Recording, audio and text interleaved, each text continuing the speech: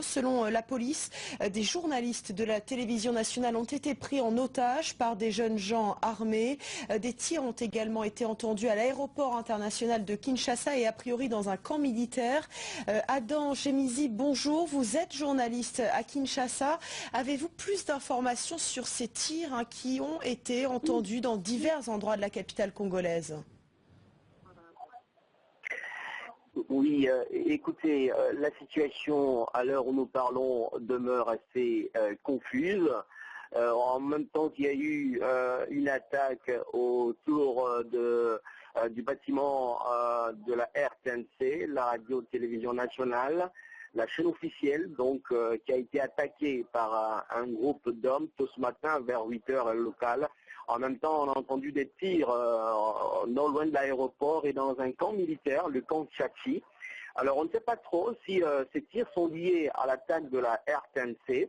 Alors, difficile de vous donner des informations supplémentaires pour le moment, mais tout ce que nous savons, c'est que le groupe qui a réussi à investir les locaux de la télévision nationale et à prendre en otage des journalistes, eh bien, ce groupe a été neutralisé, selon le ministre de l'Information, Lambert Mende, que j'ai eu au téléphone il y a maintenant 10 minutes. Alors, il me dit que la situation s'est calmée, le ministre Mende, mais il faut attendre parce qu'on nous signale également des tirs au niveau de Kintambo. Mais là, selon les autorités militaires, il s'agit des tirs de sommation parce que en ce moment, la garde républicaine, les militaires de l'armée nationale et la police patrouillent sur les grandes avenues, les grandes artères pour tenter de déloger les assaillants. Mais en bref, ces assaillants, selon les sources officielles, ceux qui ont tenté de prendre la chaîne nationale ce matin ont été neutralisés. Le ministre Lambert Mende les qualifie des terroristes et ces derniers seront présentés donc à la justice au moment opportun. Adam, avant l'arrêt des transmissions des chaînes publiques, 2 hommes apparemment ont eu le temps de prononcer devant les caméras un message orienté a priori contre le gouvernement du président Joseph Kaliba. Ils ont dit « Gideon Mukungubila est venu vous libérer de l'esclavage des Rwandais ». Qui est cet homme, Gideon Mukungubila ?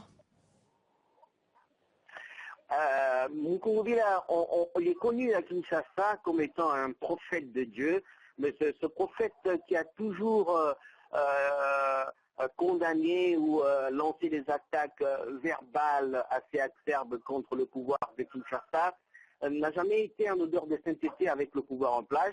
En fait, il conteste tout ce que le pouvoir en place fait. Et on se demande comment il a pu mettre en place cette milice, parce qu'actuellement on parle de milice. Mukungubila a maintenant une milice armée. Comment est-il arrivé à mettre en place cette milice? Qui a armé cette milice pour qu'elle arrive à prendre en otage des journalistes? Ce sont autant de questions qu'on se pose parce que à la télévision, le prophète Mukungubila est présenté comme étant un homme de Dieu.